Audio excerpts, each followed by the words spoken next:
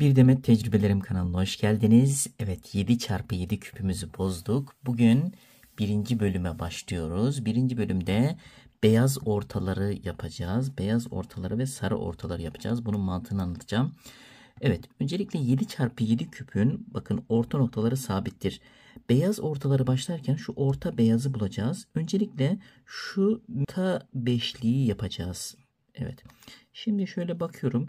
Bakın kaçıncı sırada? 1, 2, 3. sıradaki beyazları bulacağız. 3. sıradaki beyazlar bakın.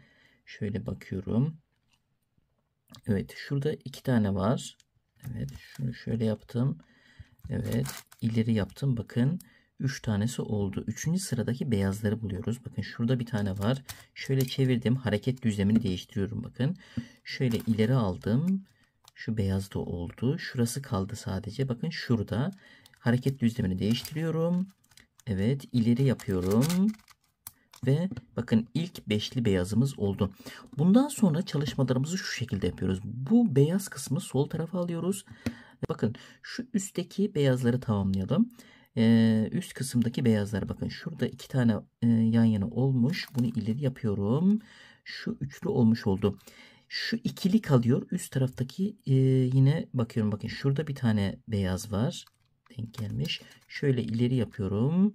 Dörtlü oldu. Şuraya bir tane lazım. Üst taraftaki beyazlar. Bakın şurada var. Bunu ileri yaptığımda şu alt tarafa geliyor. Üst tarafa gelmesi için şunun hareket düzlemini değiştiriyorum.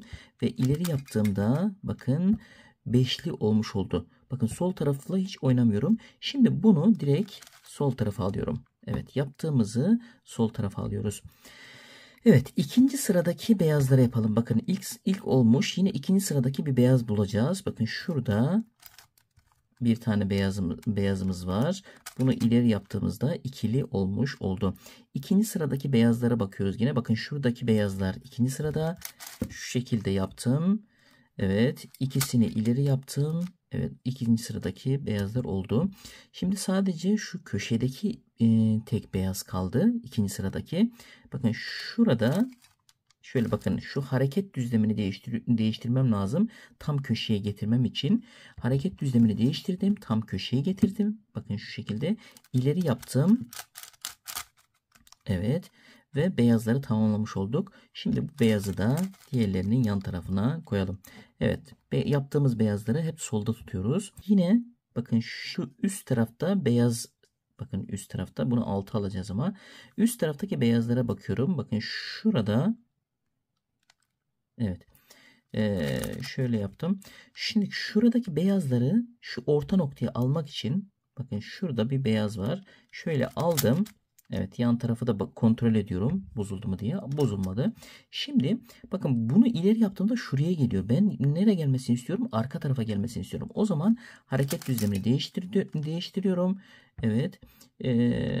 Bir kere daha çeviriyorum. Bakın hem şu hem de şu buraya gelecek şekilde olmuş oldu. Beyazı ileri yaptım. Yanına geldi. Diğer beyazı da ileri yaptım. Diğer yanına geldi. Evet, şuradaki iki karemiz kaldı. İki karemize yine buluyorum. Bakın şurada üstte yine bir beyaz var. Evet. Bunu hareket düzlemini değiştirdim. Evet. Şunu bir kere ileri aldım. Evet. Sonra yine hareket düzlemini değiştirdim. Buraya aldım. Evet, aşağı tarafa aldım. Şimdi tekrar bunun hareket düzlemini değiştiriyorum. Şimdi şu beyaz nereye gelmesi lazım? Buraya gelecek. Ama bu şekilde çevirdiğimde şuraya gelir. Yine hareket düzlemini değiştiriyorum. Yukarı alıyorum. İleri yaptığımda evet bu şekilde beyaz gelmiş oldu. Şurada tek beyazımız kaldı. Orta beyaz. Orta beyaz neredesin? Şurada. Bakın. Burada. Bunu öncelikle şu tarafa alıyorum. Evet. Bu tarafa almak için şöyle yapacağım. Evet. Şu şekilde yaptım. Evet. Şu şekilde yaptım. Bakın şurası bozulmuyor. Bozulmadığı için bunu bu şekilde aldım. Bunu geri alıyorum. Öncelikle. Bakın şuraya aldım. Şimdi bunun yukarı gitmesi için hareket düzlemini değiştiriyorum. Yukarı alıyorum şu şekilde. Şimdi bunu yukarı yaptığımda beyazlar olmuş oldu. Şimdi bu beyazı da yerine şöyle götürelim. Evet, şu ikinci sıradaki beyazlar kaldı. Evet, bunun beyazları nerede? Şurada. Evet. Öncelikle bakın şunu şöyle ileri yapıyorum. Şu beyazları aşağı alıyorum. Tekrar şu beyazı çalıştığım yere getiriyorum. Bakın şu anda ikilinin yanına gelecek pozisyona getirdim. İleri yaptım. Beyaz yerine geldi. Burayı da ileri yaptım. Beyaz yerine geldi. Tek beyaz kaldı. Bakın şu hareket düzlemini de değiştirelim. Tek beyaz kaldı. Bu nerede? Evet, şurada. Şimdi bakın bunu ileri yaptığımda evet şu şekilde hale getiriyorum. Yapıyorum bu şekilde ve beyazları tamamlamış olduk. Şimdi beyazı da yerine koyalım. Evet. Beyazımızı tamamladık. Beyazımızın karşısına sarı yapacağız. Sarı yaparken yine öncelikle sarı ortayı şu sarı beşliği yaparak başlıyorum. Sarının yanına bakın şurada bir tane 3. sıradaki sarılara bakıyorum. Bakın ortayı yapmak için 3. sıradaki sarılara bakıyorum. Şu şekilde yaptım. Bir tanesi denk geldi. Yine 3. sıradaki sarı var mı bakayım. Denk geldi ama beyaz bozuldu. Bunu ne yapmam lazım? Hareket düzlemini şu şekilde çeviriyorum.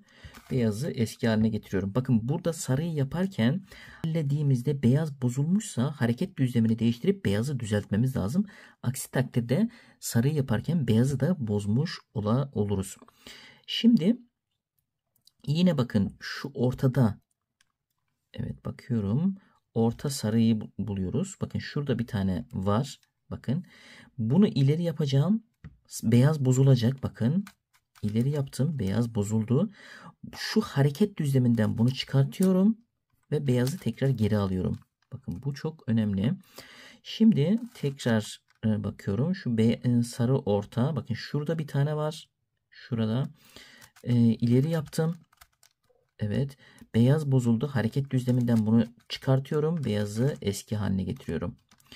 Evet. Tek kaldı sarı. Şu köşe orta sarı kaldı. Nerede bu? Orta sarı. Şurada. Evet. Bakın şu orta sarı. Yine ortaya gelecek şekilde getirdim. İleri yaptım. Bakın beyaz bozuldu. Hareket düzlemini değiştirdim. Beyazı geri aldım. Evet. Bakın orta sarıyı bu şekilde yapmış oldu. Üst taraftaki sarılardan devam edelim. Üst taraftaki sarılar. Üst tarafta sarı bakın şurada bir tane var. Bunu ileri yapıyorum şu şekilde. Sonra beyazı kontrol ediyorum. Beyaz bozulmadı. Ama bizim orta sarı bozuldu mu? Orta sarı da bozulmadı. Şu katmanda çalışınca ne sağ ne sol bozuluyor. Evet. Şuraya bir tane daha sarı getireceğim. Üst sarı. Köşedeki üst sarı. Bakın şurada bunu geri aldım. Evet. Bunun yukarı gitmesi için hareket düzlemini şu şekilde değiştiriyorum. Evet değiştirdim. Şimdi ileri aldığımda bakın şu sarılar olmuş oluyor.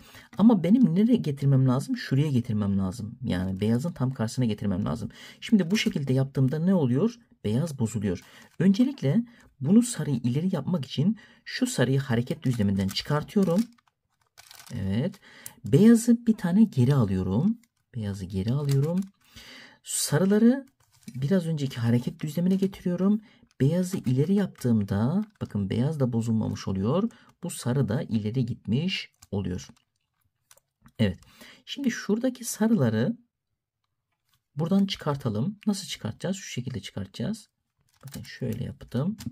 Ne alıyorum? Beyazlar bozuldu. Bunları hareket düzleminden çıkartıyorum şu şekilde. Tekrar beyazı yerleştiriyorum. Evet şimdi bakalım.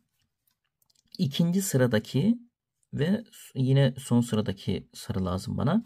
Bakın ikinci sıradaki sarılardan iki tanesi şöyle olmuş. Bunun yanına ikinci sıradaki sarı bulmam lazım. Bakın şurada bir tane var. Evet. Şurada bir tane var ama bunu şu şekilde getiriyorum. Evet, ikisini. Şimdi geri aldığımda şu 4'te olmuş oldu. Tek ikinci sıradaki sarı kaldı. Evet. Nerede var ikinci sıradaki sarı? Bakıyorum. Şurada var bakın. İkinci sıradaki sarı. Evet. Şu pozisyona getiriyorum. Ama bize köşedeki ikinci sıradaki sarı lazım. Köşedeki ikinci sıradaki. Evet. Şurada bakın. Şu. İkinci sıradaki köşedeki sarı. Evet. Bizim sarımız nerede? Bakın şurada. Geri aldım. Sarıyı tamamlamış olduk. Yine aynı şekilde bu sarıyı ileri almak için öncelikle bunu hareket düzleminden çıkartıyorum. Bu ikinci sıradaki beyazı geri alıyorum. Evet. Sonra tekrar hareket düzlemine alıyorum sarıyı. Evet, hareket düzlemini aldım. Şimdi beyazı ileri yaptığımda evet, sarılar olmuş oldu. Evet. Sıradaki yine sarı lazım ve üst köşedeki sarı lazım. Bakıyorum, bakın şu köşedeki sarı ile devam edelim. Üst katmandaki sarı ile devam edelim. Üst katmanda sarı hareket düzlemine getirdim. Evet. Üst katmandaki sarıya bakıyorum. Şurada bir tane var bakın. Evet. Şimdi bunu ileri yaptığımda üst katmandaki sarının yanına gelmiş oldu. 2 tane daha kaldı üst katmanda. Evet, bakın şu şekilde yaptım. Şuraya geldi. Evet, bunları birleştirdim. Tek kaldı üst katmandaki sarı. Bakın şurada. Şunun hareket düzlemini değiştiriyorum. Üste aldım. Geri aldığımda evet, sarıları tamamlamış olduk.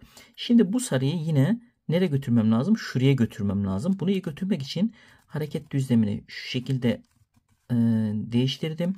Şimdi şu sarıyı ne yapmam lazım? Bu tarafa almam lazım. Şu tarafa almam lazım. Hareket düzleminden değiştirdim. Şimdi şu beyazı geri alıyorum. Sarıyı hareket düzlemine getiriyorum. Sarıyı ileri yaptığımda evet, beyaz da bozulmamış oldu. Sarı da ilerlemiş oldu.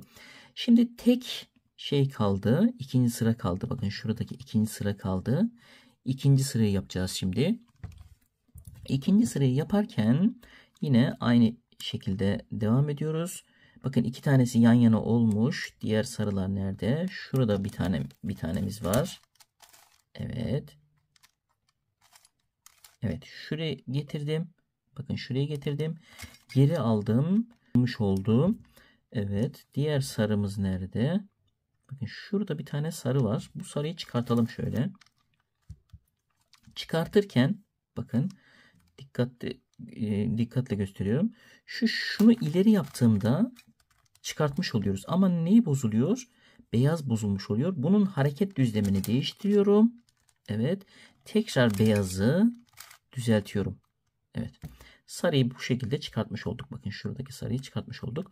Şimdi şu sarıyı hareket düzlemini değiştiriyorum. Bakın şu ikinci sırayı getirdim. Geri aldığımda yan yana gelmiş oldu. Tek sarı kaldı şurada. Tek sarı kaldı. Şurada bakın o da. Bunu ileri yaptığımda evet, sarılar son beşli sarımızı da yapmış olduk. Şimdi tek şu kalmış oldu. Bu sarıyı şu beyaz sarıların yanına götüreceğiz. Evet, beyazı bozmadan. Bunu da şu şekilde yapıyoruz. Zaten bakın şuraya götüreceğimiz için hareket düzleminde değil. Şimdi beyazı bir kere geri alıyorum. Buradaki tam bunun devam eden beyazı geri aldım. Bu sarıyı beyazın hizasındaki olan hareket düzlemine getiriyorum. Evet.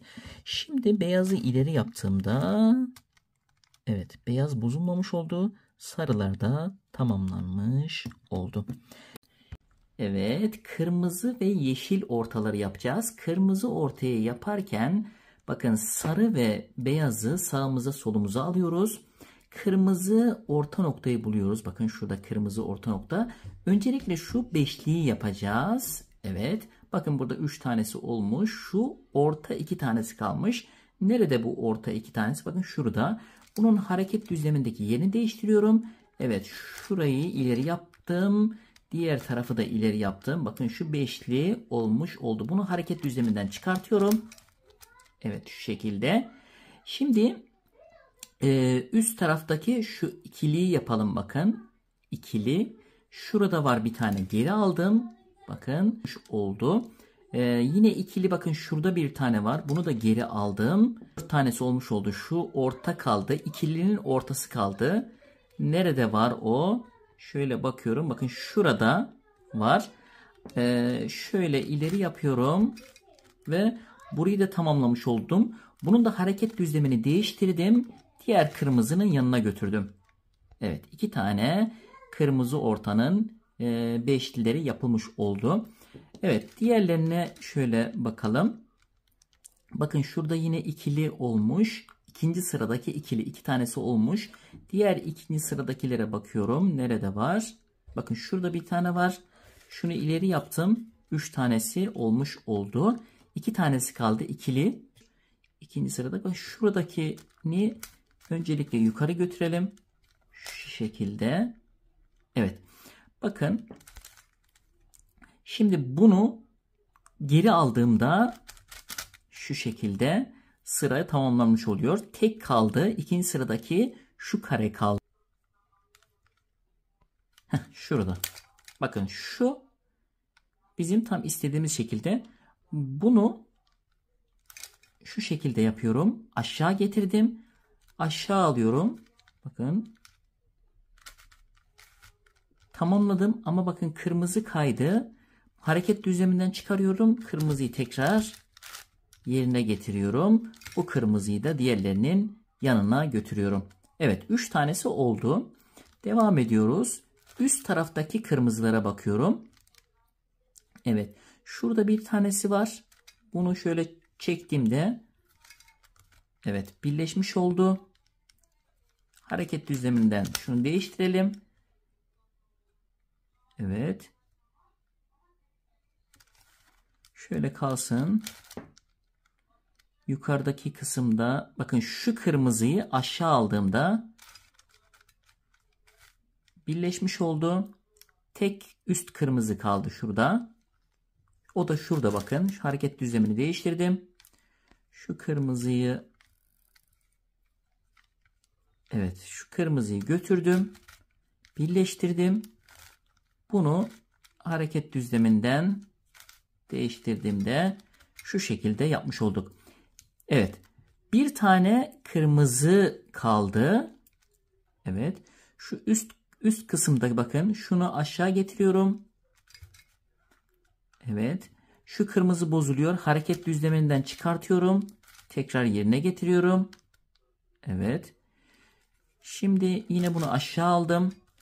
Şu şekilde hareket düzlemini değiştirdim. Şurada bir kırmızı var. Bakın. Tam hareket düzlemini aldım. Evet. Şimdi bakın şu kırmızıyı buradan çıkartmam lazım. Onun için şöyle ileri yapıyorum. Evet. Şuradaki hareket düzlemini değiştirdim. Kırmızıyı geri aldım. Evet. Şimdi bunu bakın şuraya getirmek için şu kırmızıyı bunun da hareket düzlemini değiştirdim. Ortaya aldım. Geri aldığımda bu birleşmiş oluyor ama kırmızı gitmiş oluyor. Yine hareket düzlemini değiştirdim. Kırmızıları düzelterekten tamamlamış olduk. Bakın kırmızı ortaları bu şekilde yaptık. Evet, kırmızıyı yaptık. Kırmızı, beyaz, kırmızı, sarı olmuş oldu. Bundan sonra yeşili yapacağız. Mavi ve turuncuyu en sona bırakacağız. Yeşille alakalı bakın yeşil ortayı buluyorum. Bakın yeşil orta nerede? Şurada. Bu yeşil ortanın yanına orta kısımdakilerden getiriyorum. Orta kısımda hangileri var? Bakın şurada. Evet, şunlar orta kısımda, bakın şunlar. Evet. Şimdi bunu geri getirdiğimde olmuş oluyor. Ama ne oluyor? Kırmızı bozuluyor. Hareket düzleminden çıkartıyorum. Kırmızıyı yerine getiriyorum. Bundan sonra buna çok dikkat edeceğiz. Yerleştirdiğimiz renkleri hareket düzleminden çıkarıp diğer renkleri düzeltmemiz lazım. Evet. Şimdi bunu şöyle alalım. Diğer bakın şurada bir tane yeşil var. Evet. Onu ikinci sıradaki yeşil.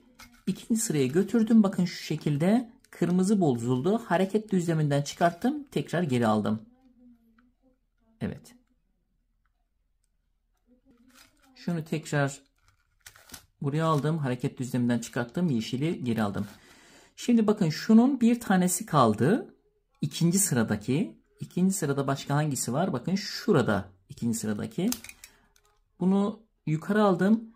Aşağı aldığımda bu yeşil olmuş oluyor. Ama ne olmuş oluyor? Kırmızı bozulmuş oluyor. Hareket düzleminden çıkartıyorum.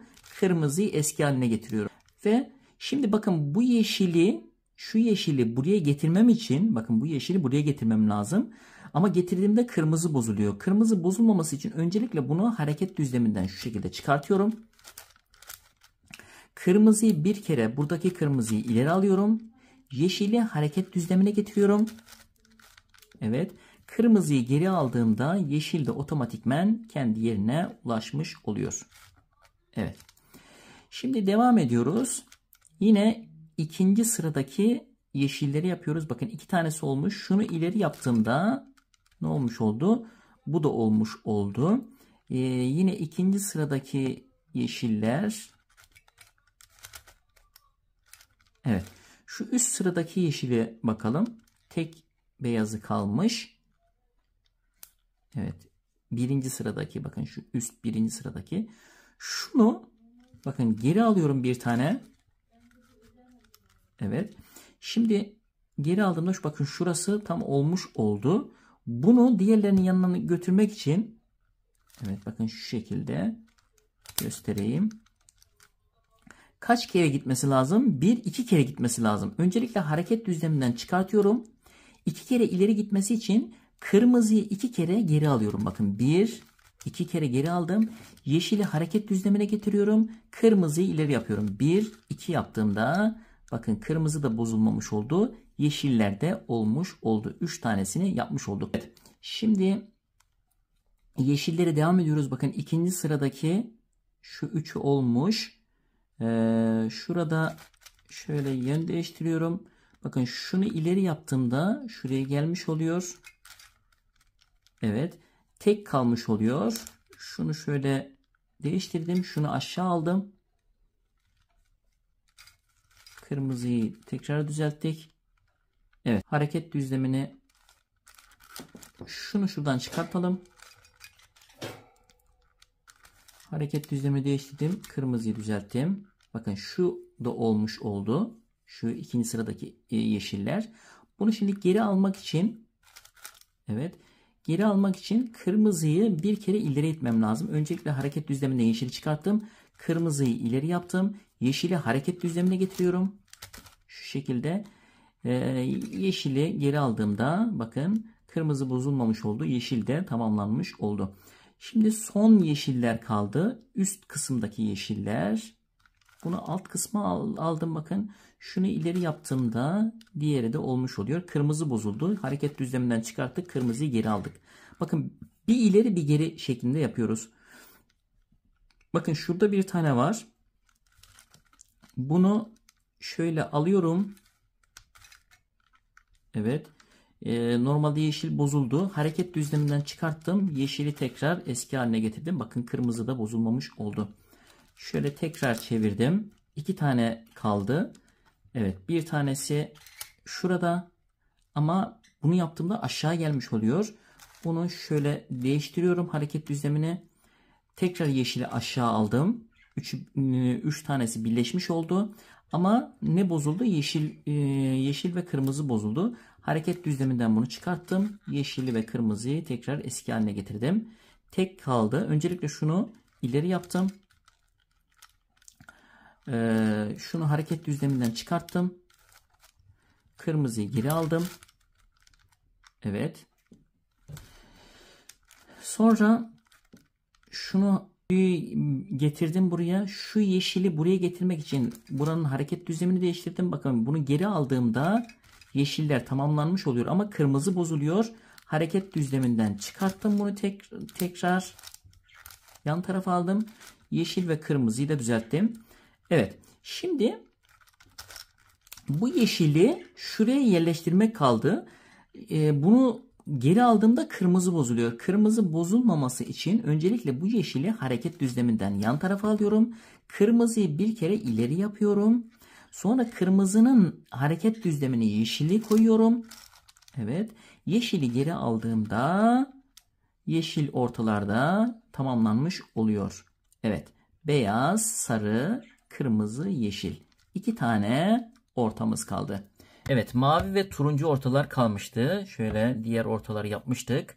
Öncelikle beyaz ve sarıyı yapmıştık. Sonra kırmızı ve yeşili yapmıştık. Bugün mavi ve turuncuyu yapacağız.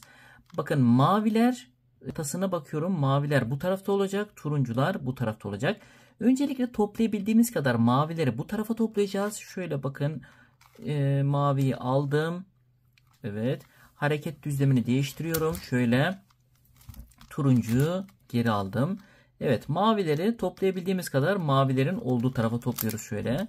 Evet, hareket düzlemini değiştirerek. Evet, şu mavileri buraya aldım. Hareket düzlemini değiştirdim. Şöyle geri aldım. Evet. Şöyle yine hareket düzlemini değiştirdim. Maviyi geri aldım. Evet, hareket düzlemini değiştirdim. İleri aldım. Evet. Şöyle bakın şuradaki turuncuları ileri yaptım. Geri aldım.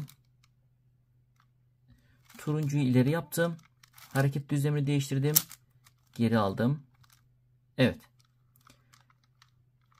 Şimdi bundan sonra şunu yapacağız. Buradaki turuncularla şuradaki mavilerin yerlerini değiştireceğiz. Bunu değiştirirken şöyle yapıyoruz. Bakın şu turuncuyla şu mavinin yerini değiştireceğim. Bakın şu turuncuyla şu mavinin yerini değiştireceğim.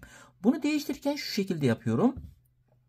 Tam hizasına gelecek şekilde belirliyorum. Turuncuyu turuncuya götürüyorum. Bakın turuncuyu turuncuya götürdüm. Bu turuncunun hizasındaki olan turuncuları hareket düzleminden çıkartıyorum. Bakın yan tarafa getirdim. Tam bunun hizasındaki kırmızının diğer eşini çıkartıyorum. Şu şekilde. Ve bunun hareket düzlemini değiştiriyorum. Evet. Kırmızıyı geri alıyorum. Bakın maviler oldu. Mavinin hareket düzlemini değiştirdim. Evet. Kırmızıyı tekrar geri alıyorum. Evet. Bu şekilde tüm renkleri tamamlayacağız. Bakın şu turuncuyla şu mavinin yerini değiştireceğim. Bakın şu turuncuyla şu mavinin yerini değiştireceğim. Turuncuyu ileri aldım. Evet. Şu sıranın hareket düzlemini değiştirdim. Bunun hizasına gelen kırmızıyı tekrar çıkartıyorum. Evet. Şimdi şuranın hareket düzlemini değiştirdim.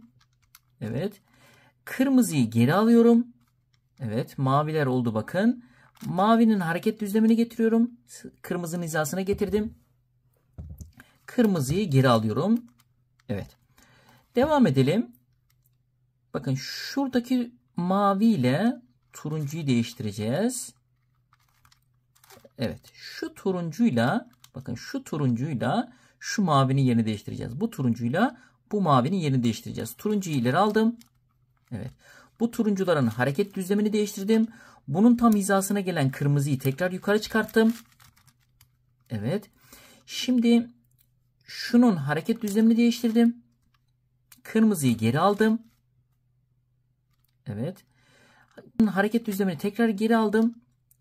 Kırmızıyı geri aldım. Evet. Bakın şuradaki turuncuyu değiştirmiş olduk. Devam ediyorum. Şu turuncuyla şu mavinin yerini değiştireceğim. Turuncuyu turuncuya götürdüm.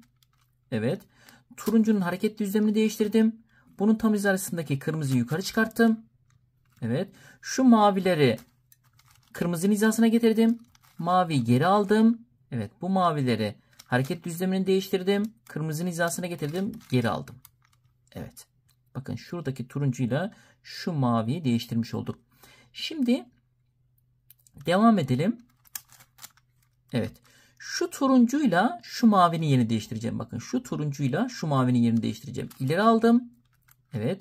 Şunun hareket düzlemini değiştiriyorum. Ortaya aldım. Tam hizasındaki tekrar kırmızıyı çıkarttım. Evet. Buranın hareket düzlemini değiştirdim. Maviyi geri aldım. Evet. Tekrar hareket düzlemini değiştirdim. Maviyi geri aldım. Evet. 4 tane turuncu, 4 tane mavi kaldı. Evet. Bakın şu turuncuyla şu ortadaki mavinin yerini değiştireceğim. Bakın şu turuncuyla şu ortadaki mavinin yerini değiştireceğim. Turuncuyu turuncuya götürdüm. Evet. Şuranın hareket düzlemini değiştirdim. Evet. Tam bunun hizasına gelecek şekilde kırmızıyı tekrar çıkarttım. Evet. Şunun hareket düzlemini değiştirdim. Kırmızıyı geri aldım. Evet. Mavinin tekrar hareket düzlemini değiştiriyorum. Maviyi geri aldım. Bakın 3 tane turuncu, 3 tane mavi kaldı. Şimdi şöyle çevirdim. Bakın şu turuncuyla şu mavinin yerini değiştireceğim. Bu turuncuyla bu mavinin yerini değiştireceğim. Turuncuyu turuncuya götürdüm. Bu turuncuların olduğu yönün hareket düzlemini değiştirdim. Bu turuncunun hizasındaki kırmızıyı yukarı çıkartıyorum. Evet. Mavinin hareket düzlemini kırmızının yanına getiriyorum. Bunu geri alıyorum. Evet. Buradaki mavilerin hareket düzlemini değiştirdim. Mavi geri aldım. Evet. 2 tane turuncu, 2 tane mavi kaldı. Evet. Şöyle üste aldım. Bakın şununla şuradaki mavinin yerini değiştireceğim. Şu turuncuyla şuradaki mavinin yerini değiştireceğim. Evet. Şimdi turuncuyu mavinin hizasına götürüyorum. Evet. Buranın hareket düzlemini değiştirdim. Tam bunun hizasına gelecek kırmızıyı tekrar çıkartıyorum. Evet. Mavinin hareket düzlemini değiştiriyorum. Bu maviyi geri aldım. Şu mavinin hareket düzlemini değiştirdim. Geri aldım. Evet. Bir tane mavi, bir tane turuncu kaldı. Evet. Tam hizasına getirdim. Bir dakika. Evet. Tam hizasına getirdim. Bir tane turuncu, bir tane mavi kaldı. Bunu yaparken turuncu ile mavinin aynı hizaya gelecek şekilde olması lazım. Evet. Turuncuyu turuncuya götürüyorum. Şu turuncuların yönünü değiştirdim. Bunun tam hizasındaki kırmızıyı ileri çıkarttım. Evet. Şimdi şu mavinin yönünü değiştirdim. Bunun tam hizasında olan kırmızıyı geri çektim. Evet, bakın maviler de olmuş oldu. Mavinin yönünü kırmızının hizasına getirdim. Kırmızıyı geri çektiğimde evet, turuncu ve maviler olmuş oluyor. İzlediğiniz için çok teşekkür ederim. Abone değilseniz abone olur, like atar ve paylaşırsanız memnun olurum. Bir sonraki videomda şu orta beşlileri yapacağız. Sarı hariç tüm orta beşlileri yapacağız. Sarıyı en sona bırakacağım. Şimdi yan ortaları yapacağız. Bakın şu yan ortaları. Bununla alakalı ilk beyazla başlayacağım. Bakın burada mavi beyaz, mavi beyaz 2 tanesi olmuş. Mavi beyazları yapalım öncelikle. Mavi beyazları buluyorum bakın. Nerede var mavi beyaz? Şurada bir tane var. Bakın tam karşısına getiriyorum. Ama bakın tam karşısına ters bir şekilde durması lazım. Bunu ters hale getirmek için bakın şunu önce sağa çeviriyorum. 2 kere ileri yapıyorum. 1, 2, 3 kere ileri yapıyorum. Sonra bunu sola alıyorum. Bakın şu anda karşılıklı oldu ve ters bir şekilde. Şu mavi beyazı ileri yapıyorum. Mavi beyazlarla birleştiriyorum. Yan tarafta sarılar olması lazım. Sarı renkleri çöp olarak kullanacağız hep. Evet, bakın şurada sarılar var. Bu tarafa doğru, sağ tarafa doğru, arka tarafa bir kere çeviriyorum. Bu çöp olarak kullanacağımızı birleştirdiğimiz yerine koyuyorum. Sonra bunu geri alıyorum. Ortaları düzeltmemiz lazım. Ortaları düzeltiyorum. Evet, mavi beyazlara devam ediyoruz. 3 tanesi oldu. Diğer mavi beyaz bulacağım. Bakın şurada bir tane var. Tam karşısına getiriyorum. Kontrol ediyorum. Ters bir şekilde mi? Evet. Şimdi bu mavi beyaz. Yan taraftan sarımız var mı? Var. Mavi beyazı mavi beyazla birleştiriyorum. Evet. Sarının olduğu tarafa doğru sağ aldım. Bakın sağ tarafta sarılar var. Sarıları çöp olarak kullanacağız. Sarıyı bu bozulacak yere getiriyorum. Sonra ortaları düzeltmek için eski haline getiriyorum. Kırmızıyı geri alıyorum. Evet, mavi beyaz 4 tanesi oldu. Bir tane mavi beyazımız kaldı. Nerede mavi beyaz? Evet, onu bakıyorum. Şurada var. Evet. Karşısına getirdim. Evet.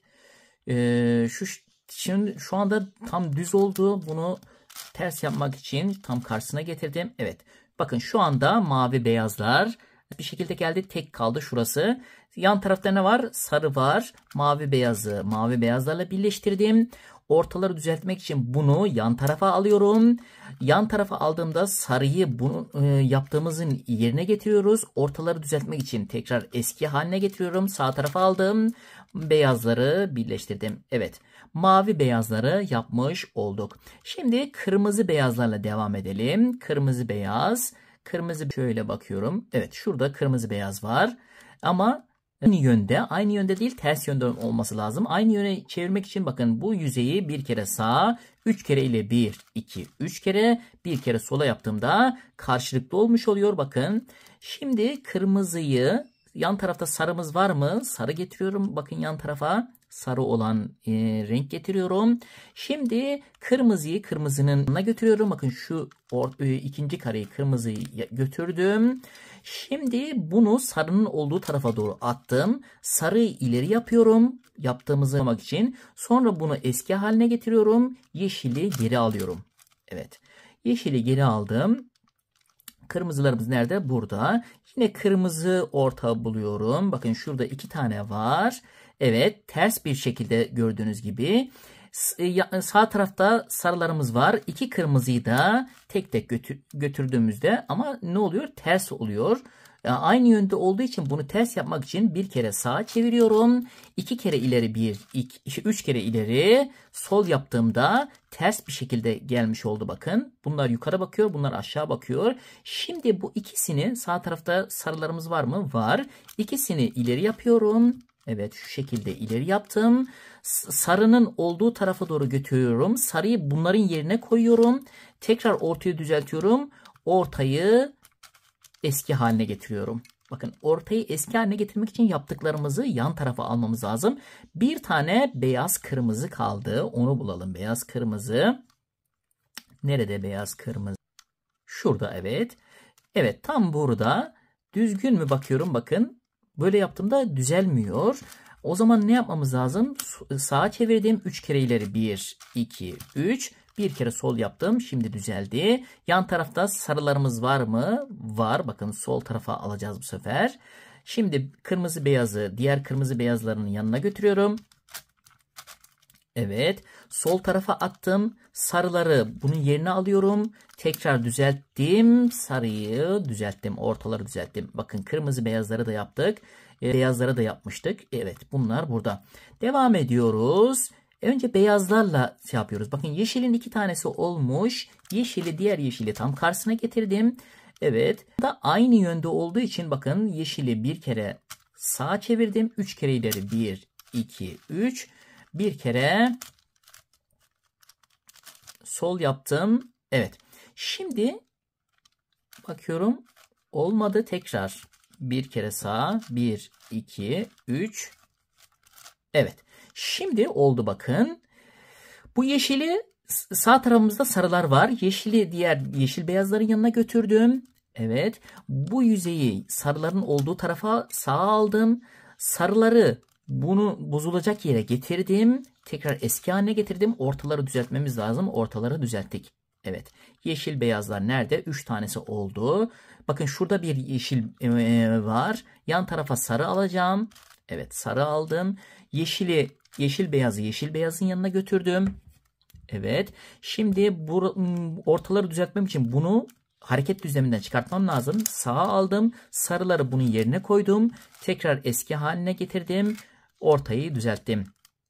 Evet, yeşil beyaz bir tane kaldı. Bir tane kaldı. Diğer yeşil beyazı bulalım. Bakın şurada. Bunu tam karşısına getiriyorum. Evet, karşısına getirdiğimde tam olacak şekilde olması lazım. Bakın şu anda götürdüğümde tam oluyor. Yan tarafta sarılarımız var mı? Sarılarımız var. Yeşil beyazı yeşil beyazlarla birleştiriyorum. Hareket düzleminden bunu çıkartmam lazım. Sağa aldım. Hareket düzlemine sarıları koydum. Tekrar ortayı düzelttim. Ortayı eski haline getiriyorum. Evet. Şimdi 3 tane beyaz yaptık. Turuncu beyazımız kaldı. Turuncu beyazımız kaldı. Şöyle. Turuncu beyazın karşısına turuncu beyaz getireceğiz. Turuncu beyaz. Evet, şurada bir tane var. Bu turuncu beyazı sarılar yan tarafta. Turuncu beyazı turuncu beyazın yanına götürdüm. Sarıların hareket düzleminden çıkartmam lazım. Ama bakın getirdiğimde tam olmuyor. Çünkü aynı yöne bakıyor. Bu da bana bakıyor. Bu da diğer tarafa bakıyor. Ters olması lazım. Ters olmadığı için bunu bir kere sağa, 2 kere 3 kere ileri 1 2 3. Sol yapıyorum. Şu anda bakın karşılıklı oldu. Evet, yan tarafta sarımız var mı? Var sarımız. Turuncuyu ileri yaptım. Turuncular aynı yönde oldu. Bunu hareket düzleminden çıkartıyorum. Sağa aldım. Sarıyı hareket düzlemine koyuyorum. Tekrar eski haline getiriyorum. Ortayı düzeltiyorum. Evet. Turuncu beyazlara devam ediyoruz. Bakın şurada bir tane turuncu beyazımız var. Yan tarafta sarımız var mı? Var. Evet. Turuncu beyazları diğer turuncu beyazların yanına götürüyorum. Sarıların olduğu yere doğru alıyorum. Sarıyı hareket düzlemine koyuyorum. Sonra tekrar ortaya düzeltiyorum. Ve ortaları tekrar düzeltmiş oluyorum. Turuncu beyazlara devam ediyoruz. Başka turuncu beyazımız nerede? Şurada var bakın. Bunu tam karşısına getiriyorum. Evet. Şu anda sarı hangi tarafta var? İki tarafta da var. İki tarafı da kullanabiliriz. Turuncu beyazı turuncu beyazla birleştirdim. Sola attım. Hareket düzlemine sarıları aldım. Tekrar hareket düzlemini düzelttim ve ortaları düzeltmiş oldum. Turuncu beyaz bir tane kaldı. Şurada bakın turuncu beyaz. Şu turuncu beyaz buraya gelmesi için yönünü değiştirmemiz lazım. Ne yapmamız lazım? Bir kere sağa, 3 kere ileri. 1, 2, 3. Tekrar sola yaptığımda olmuş oluyor. Yan tarafa sarı alacağız. Bakın şöyle sarıları aldım. Turuncu beyazları birleştirdim. Hareket düzleminden çıkarttım. Hareket düzlemine sarıları aldım. Tekrar yönünü değiştirdim. Ortayı düzelttim. Evet, bütün beyazları yapmış olduk. Şimdi diğer olmayan renkleri yapıyoruz. Sarıları en sona bırakacağız. Mesela kırmızı mavi, kırmızı mavi yapacağız. Kırmızı maviyi buluyoruz. Bakın şurada bir tane var. Bunu ileri yaptığımda sarı var mı yan tarafta? Sarı var. Bunu ileri yapıyorum şu şekilde. Evet, olmuş oldu. Hareket düzleminden çıkartıyorum. Sarıları bunun yerine koyuyorum. Tekrar hareket düzlemini eski haline getiriyorum. Ortaları düzeltiyorum. Evet, kırmızı maviden devam ediyoruz. Bakın şuradaki kırmızı mavi ters olmuş. Bunu değiştirmemiz lazım. Bunu öncelikle çıkartacağız ama biraz sonra çıkartalım. Diğer kırmızı mavileri bulalım. Evet, kırmızı mavi. Şurada var bir tane bakın. Şunu hareket düzlemine getirdim. Evet. Şu an ileri yaptığımda bakın ters oluyor. Ters olursa bunu karşısına getirmek için bir kere sağa, 3 kere ileri yapıyoruz. 1, 2, 3. Tekrar sola alıyoruz. Tam çapraz karşısına gelmiş oluyor. Şu an yan tarafta sarımız var mı? Sol tarafta var. Evet, sarımız. Kırmızı mavileri birleştirdik. Sol tarafa aldım. Sarıyı hareket düzlemine koydum. Ortayı tekrar eski haline getirdim. Ortaları düzelttim. Evet. Kırmızı maviden devam ediyoruz. Kırmızı mavi yeniden bulacağız. Bakalım. Evet, kırmızı mavi şurada var. Evet, şurada. Şimdi bunu ileri yaptığımda oluyor mu? Olmuyor. O zaman ne yapacağım? Sağa çevireceğim. 3 kere ileri. 1, 2, 3. Tekrar sola çevireceğim. Şimdi bakın kırmızı mavi şuraya gelecek. Sağ tarafta sarılarımız var. Sağ çöp olarak kullanacağız. Kırmızı mavileri birleştirdim. Sağa aldım. Sarıları ileri yapıyorum. Hareket düzlemini eski haline getirdim. Ortayı düzeltiyorum. Evet, kırmızı mavi bir tane kaldı. Evet, diğer kırmızı maviyi hemen karşısına getirdik. Şu şekilde. Evet, getirdik ama aynı yönde oldu. Çapraz yönde olmadı. Bunun için bir kere sağ, 3 kere ileri. 1, 2, 3 kere ileri yaptım. Evet, bir kere sol yaptım. Evet, şimdi kırmızı mavi. Evet, kırmızı mavi tam çapraz geldi. İleri yaptığımda tam oluyor. Turuncu yeşilleri getirdim. Bakın böyle yaptığımda ters oluyor. Tersi düzeltmek için bir kere sağ yapıyorum. 2 kere ileri. 1, 2, 3 kere ileri yapıyorum. Sonra sola aldım. Şimdi bakın karşılıklı oldu. Yan tarafta sarı olması lazım. Sarıyı buluyorum. Sarı bir tane. Evet, sola getirdim. Turuncu yeşilleri birleştirdim. Hareket düzlemini bakın sol tarafa aldım. Şu şekilde. Şimdi sarıyı ileri yapıyorum. Hareket düzlemine getiriyorum. Tekrar eski haline getiriyorum ortayı. Bakın ortaları düzeltiyorum. Evet, turuncu yeşiller oldu. Bir tane kaldı turuncu yeşil. Diğer turuncu yeşili buluyoruz. Evet, şöyle bakalım. Turuncu yeşil şurada. Evet, turuncu yeşilimiz. Evet. Sarımız var mı? Sol tarafta var. Turuncu yeşilleri birleştiriyorum. Evet, sarının olduğu tarafa sol tarafa attım. Sarıları hareket düzlemine getirdim. Ortayı tekrar düzelttim. Geri aldım. Ve bu şekilde yapmış olduk. Hangi ortamız kaldı? Sarı hariç. Evet, sarı hariç. Mavi turuncu kaldı. Bakın iki tanesi olmuş. Mavi turuncu. Mavi turuncu bir tane şurada var. Sarı yan tarafa aldım. Mavi turuncuyu mavi turuncuya götürdüm. Evet. Bunu sarının olduğu tarafa sağa aldım. Sarıyı ileri yaptım. Tekrar eski haline getirdim. Beyazları birleştirdim. Evet. Sarıyı en sona bırakacağız. Turuncu, yeşil. Turuncu, mavi. Evet, turuncu mavi şurada. Evet, karşılıklı yine eski haline getirdim. Turuncu mavi. Şurada bir turuncu mavi var ama bunu ileri yaptığımda olmuyor. Ne yapmam lazım? Bir kere sağ, üç kere ileri. 1, 2, 3. Bir kere sol yaptığımda bakın şu an tam karşılıklı oldu. Bunu ileri yapacağım ama sağ tarafta sarı var. Evet. Şimdi ileri yaptım. Turuncular birleşti. Sağa aldım. Sarıyı hareket düzlemine koydum. Eski haline getirdim. Ve bunları yaptım. Turuncu. Evet. Turuncu mavi. Bir tane kaldı. Turuncu mavi. Turuncu maviyi buluyorum. Evet. Şurada. Evet. Sarıyı yine sağımı aldım. Turuncu mavileri birleştirdim. Sarının olduğu tarafa sağa aldım. Sarıyı ileri yapıyorum. Hareket düzlemine. Ortaya düzeltiyorum.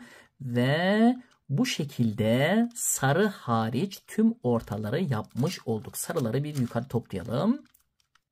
Evet, şöyle. Evet. Sarı hariç tüm ortaları yaptık. Bakın beyazlar. Beyaz turuncu, beyaz yeşil, turuncu yeşil, kırmızı mavi, mavi beyaz, beyaz kırmızı, turuncu mavi, kırmızı yeşil, sarılar kaldı. Şimdi sarı ortaları yapacağız ve ortaları tamamlamış olacağız. Bir önceki bölümde diğer ortaları yapmıştık. Bakın şu ortaları yapmıştık. Bugün sarı ortaları yapacağız. Sarı ortaları nasıl yapacağız? Sarı ortaları şu şekilde yapacağız. Öncelikle bir tane sarı ortayı komple beşli bir şekilde yapacağım. Diğerlerini dörde birli şekilde yapacağım ve formülü uygulayacağım. Öncelikle bir tanesine başlayalım. Bakın mavi yapalım. Mavinin iki tanesi burada. Evet, bir tanesini şöyle ileri ettiğimde olmuyor. Bunu geri alıyorum. Ne yapıyorum? Sağ çeviriyorum. 3 kere ileri 1 2 3. Sola yapıyorum. Karşılıklı gelmiş oluyor. Karşılıklı gelmesi lazım. Sağ tarafımıza yine bir sarı aldık. Maviyi birleştirdik. Sağ taraf olduğu taraf aldım. Sarıyı hareket düzlemine aldım. Ortayı düzelttim ve ortayı eski haline getirdim. Devam edelim. Sarı, mavileri tamamlamaya devam ediyoruz. Diğer mavileri getirelim bakın. İki tanesi şurada yan yana gelmiş. Evet. Şu iki tanesini karşıya götürüyorum. Bakın şu şekilde mavileri birleştirdim. Sağ tarafa aldım. Hareket düzlemine diğer sarıları koydum. Eski haline getirdim. Ortaları düzelttim. Evet. Bakıyorum sarı ortalar. Bakın şu maviler tamamlanmış oldu. Turuncu da bakın dörde bir şeklinde olmuş oldu. Yeşil kaldı. Bakın şu yeşil kaldı. Kırmızı kaldı. Şu kırmızıyı evet şu kırmızıyı diğer şuraya götürelim. Bunu karşısına alalım. Evet. Diğerimizi çöp olarak kullanacağımız için yan tarafa aldık. Şu şekilde. Evet. Şu kırmızıyı bunun yanına götürüyorum. Evet. Şöyle götürdüm. Çöp olarak kullanacağımız yere alalım. Şurayı bozabiliriz. En son tekrar tamamlarız. Aldık. Eski haline getirdik. Geri aldık. Evet. Devam ediyoruz. Kırmızıyı buradan çıkaralım. Evet. Yeşilin olduğu yere attık. Yeşili kurtarmış olduk. Evet. Şimdi şu yeşili karşı tarafa aldım. Evet. Şu üçlüyle birleştireceğim. Sarı almam lazım yan tarafa. Evet. Şöyle birleştirdim. Sağ tarafa aldım. Hareket düzlemine koydum. Geri aldım. Son şekline bakıyorum. Evet, mavileri birleştireceğim. Mavinin olduğu tarafa attım. Bakın şöyle bir dörtlü oldu. Bu tarafa aldım. Bunu ileri yaptım. Geri aldım. Ortaları düzelttim. Evet. Dikkat ederseniz kırmızı tam oldu. Yeşiller dörde birli oldu. Turuncu dörde birli. Diğer tarafımızda dörde birli oldu. Evet. Bakın istediğim şekil olmuş oldu. Ondan sonra şu işlemi yapacağız. Bakın gösteriyorum. Bana bakan dörtlünün bir tanesi sol tarafta gelecek şekilde tutuyorum. Bakın sarı mavi şuradaki dörtlü. Bunun diğeri bakın sarı mavinin dörtlü hemen sol tarafında çaprazında kalmış olacak. Bakın şurada. Karşıdaki bakın sarı turuncu var. Sarı turuncunun bakın şuradaki dörtlünün bir tanesi hemen benim yanımda olacak. Bakın ileri yaptığımda denk gelecek. Sol taraftaki şu yeşil sarının bir tanesi de ileride olacak. Bu renkler değişebilir ama tutuş şekli bu şekilde oluyor. Formülü şu şekilde yapıyorum. Sağ 2 bir ileri, arka taraf bir sola. Evet. Sol taraf bir ileri, arka taraf bir sağa, sağ 2 bir geri aldığımda sarı ortalar bu şekilde tamamlanmış oluyor. Böylece 3 çarpı 3 küpe benzetmiştik. Yani nasıl oluyor 3 çarpı 3 küpe benzetmek? Bakın 1, 2, 3. 1, şurası 2 komple. 3, 1, 2, 3. Yani 3 çarpı 3 küpe benzedi.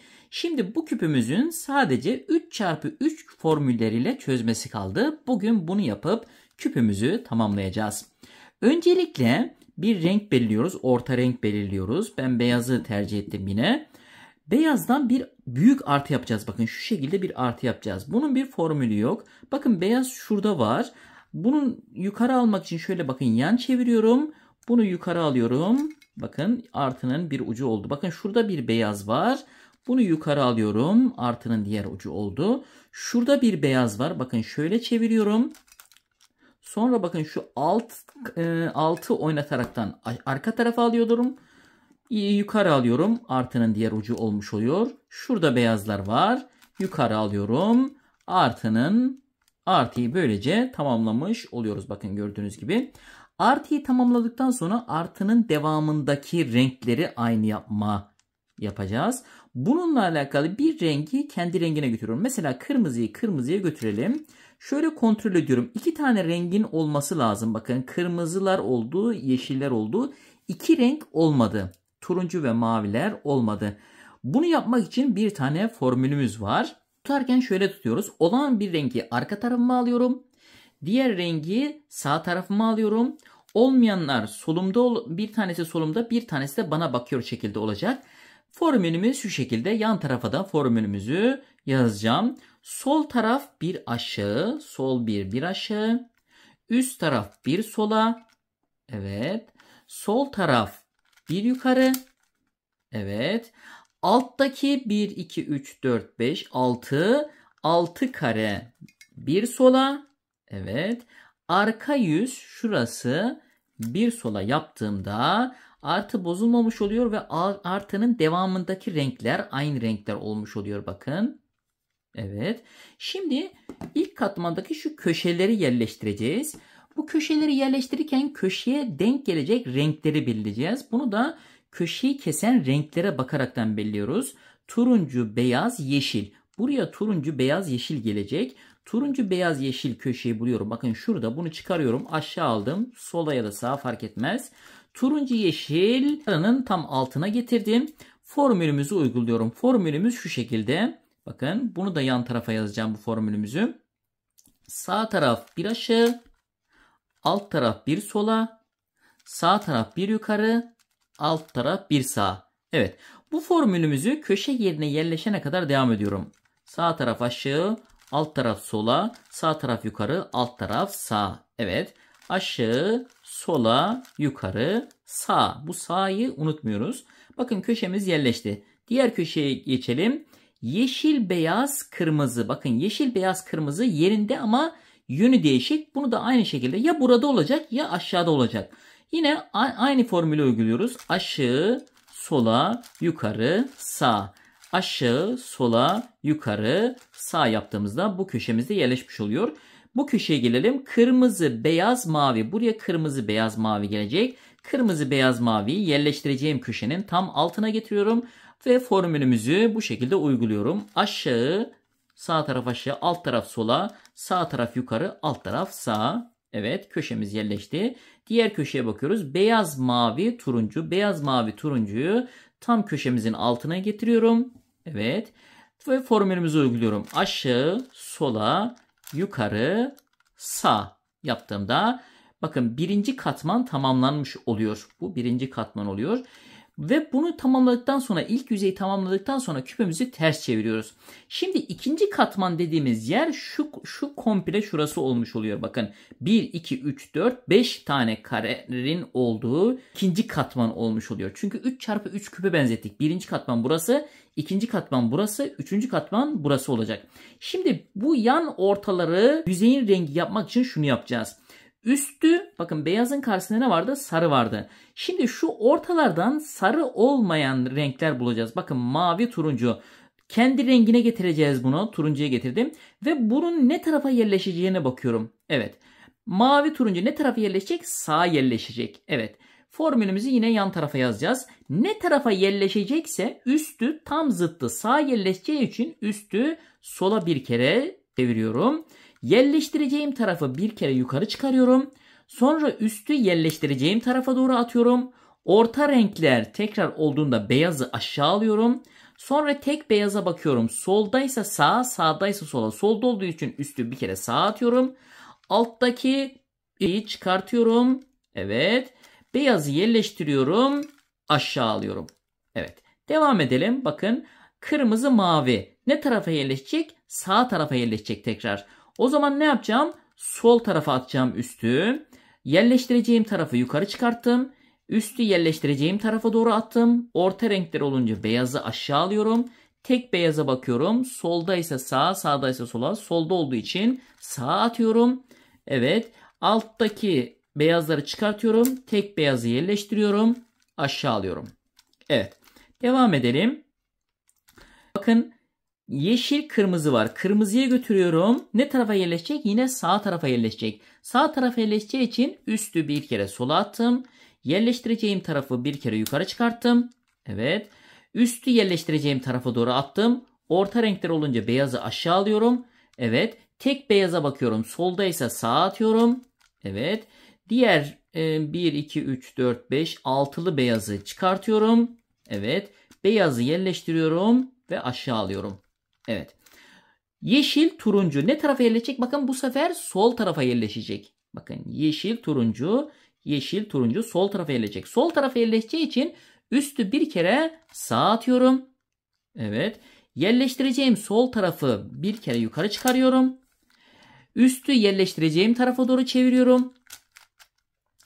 Orta renkler olunca beyazı aşağı alıyorum. Evet. Yukarıdaki tek beyaza bakıyorum bakın. Bu sefer nerede? Sağda. Sağdaysa sola atıyorum. Evet. Attığım taraftaki eksik beyazları yukarı çıkartıyorum. Beyazı yerleştiriyorum. Beyazı aşağı aldığımda bakın birinci katman, ikinci katman da bu şekilde tamamlanmış oluyor. Şimdi bundan sonra şunu yapacağız. Üçüncü katmanı yaparken ilk yapacağımız şey alt tarafı bozmadan üstte bir tane artı yapmak. Bakın artı yapmak. Bunu yaparken de bakın şurada şöyle şu kısım sol taraf olmuşsa bunu bu şekilde küpü tutuyorum. Ve formülümüzü uyguluyorum. Formülümüzü yan tarafa yazacağım. Evet. Bana bakan yüzü bir kere sağa çeviriyorum. Evet. Sağ taraf bir yukarı. Evet. Üst taraf bir sola. Sağ taraf bir aşağı. Üst taraf bir sağa. Bana bakan yüz bir sola çevirdiğimde bakın şöyle düz bir çizgi oldu. Evet, düz bir çizgi oldu. Aynı formülü bir kere de yaptığımda artı olmuş olacak. Evet, bana bakan yüz. Bakın bu çizgi Bana paralel olacak şekilde yine küpü tutuyorum. Evet, formülü yapıyorum. Bana bakan yüz bir kere sağ. Evet. Sağ taraf bir kere yukarı. Evet. Üst taraf bir sola. Sağ taraf bir aşağı. Üst taraf bir sağ. Evet. Bana bakan yüz bir sola çevirdiğimde evet üstte artı olmuş oluyor. Bunu yaptıktan sonra artının devamındaki renkleri yapacağız. Bakın artının devamındaki renkleri yapacağız. 2 tane renk bakın oturmuş, 2 tanesi bozuk. Yine oturan köşeleri bir tanesi arka tarafta olacak, bir tanesi sağımda olacak şekilde küpü tutuyorum. Ve şu formülü uyguluyorum. Evet, izleyin şimdi. Sağ taraf bir yukarı, üst taraf bir sola, sağ taraf bir aşağı, üst taraf bir sola. Sağ taraf ikinci kez yukarı çıkarttığımda üst tarafı 2 kere sola çeviriyorum. Beyazlar olunca aşağı alıyorum beyazı ve bir kere daha sola çevirdiğimde artının uçları da olmuş oluyor. Bakın şöyle gösteriyorum. Artının uçları da oldu. Bundan sonra ne kaldı sadece? Şu köşeleri yerleştirmek kaldı. Bu köşeleri yerleştirmek kaldı. Bu köşelerden oturan bir köşe var mı diye bakıyorum. Evet, oturan bir köşe derken kendi yerinde olacak ama renkleri değişik olabilir, dönmüş olabilir. Oturan bir köşe yok. Ben şu formülü, köşe yerleştirme formülünü yapıyorum. Köşe yerleştirme formülü şu şekilde. Evet, sağ tarafı bir yukarı çıkarıyorum. Üst taraf bir sağ. Evet. Sol tarafı bir yukarı çıkartıyorum. Üst taraf bir sola. Evet. Sağ taraf bir aşağı. Üst taraf bir sağ. Sol taraf bir aşağı. Üst taraf bir sola. Ve tekrar kontrol ediyorum. Oturan bir köşe var mı? Bakın şu köşe oturmuş. Yani tam yerine düzgün gelmemiş ama bakın mavi burada olacak. Turuncu burada olacak. Sarı burada olacak. Yani yönü değişik ama yerinde. Böyle bir köşe bulduktan sonra bu köşeyi sol tarafta bırakıyorum. Ondan sonra tekrar aynı formül yapıyorum. Evet. Sağ taraf bir yukarı. Evet. Üst taraf bir sağ. Sol taraf bir yukarı. Evet. Üst taraf bir sola. Sağ taraf bir aşağı. Üst taraf bir sağ. Sol taraf bir aşağı. Üst taraf bir sola yaptığımda tekrar kontrol ediyorum. Köşeler oturmuş mu? Oturmamış. Bir kere daha yapıyorum. Evet, sağ taraf bir yukarı. Üst taraf bir sağ. Sol taraf bir yukarı. Üst taraf bir sola. Sağ taraf bir aşağı. Evet, üst taraf bir sağ. Sol taraf bir aşağı. Üst taraf bir sola yaptığımda evet şu anda bakın bütün köşeler yerlerine yerleşti. Bakın şunlar tam yerleşti. Bunlar da yerlerinde ama gün değil. Şimdi düzelteceğiz. Düzeltme formülü de şu şekilde yapıyoruz. Tam yerleşenin bir tanesini eğer yerleşen varsa sağ arka tarafa alıyorum. Sağ ön tarafta bakın sağ ön tarafta çalışacağım ve şu formülü uygulayacağım. Evet, sağ taraf bir aşağı, alt taraf bir sola, sağ taraf bir yukarı, alt taraf bir sağ. Evet. Bu köşe yerleşene kadar aynı formüle devam ediyorum. Evet, sağ taraf bir aşağı, alt taraf bir sola, sağ taraf bir yukarı, alt taraf bir sağ. Evet. Aşağı, sola, yukarı, sağ. Evet. Aşağı, sola, yukarı, sağ. Bakın bu sağı unutmuyoruz. Bu köşe tam yerleştikten sonra bozuk kenarı bu çalıştığım yere getiriyorum. Şöyle getirdim. Tekrar formüle devam ediyorum. Aşağı, sola, yukarı, sağ. Aşağı, sola, yukarı, sağ yaptığımda küpümüzü tamamlamış oluyoruz. Evet, böylece 7x7 küpümüzün başladığımız serinin sonunu bitirmiş olduk. Küpümüzü tamamlamış olduk. Anlaşılmayan bir yer varsa yorumlarda sorabilirsiniz. Evet. Bir sonraki videomda görüşmek üzere. Abone değilseniz abone olur, like atar ve paylaşırsanız çok memnun olurum. Bir sonraki videomda görüşmek üzere. İyi günler.